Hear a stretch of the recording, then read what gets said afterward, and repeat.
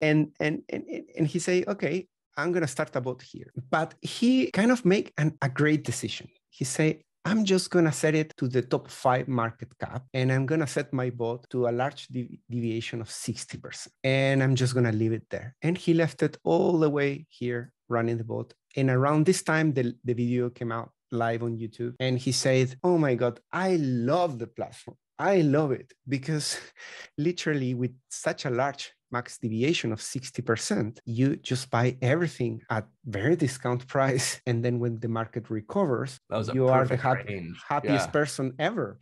So being patient. I think personally, I never realized how much the deviation played a factor in this. So deviation is essentially what's leaving that room for error in this. Yes, but that large deviation is very controversial because aggressive bot traders, they will say that you're wasting your funds when you set up a bot like that. All the way here, everybody's saying, what are you doing with your funds? You should be trading aggressively. But the same people that are saying trade aggressively here are the people that here they disappear and they never come back. Right. And some of them, they say, I got wrecked. I went too far, or I lost all the gains and stuff like that. So if you're not an advanced trader and you haven't been running the bots for a long time, I will say that the best advice came from that YouTuber. And I totally get it.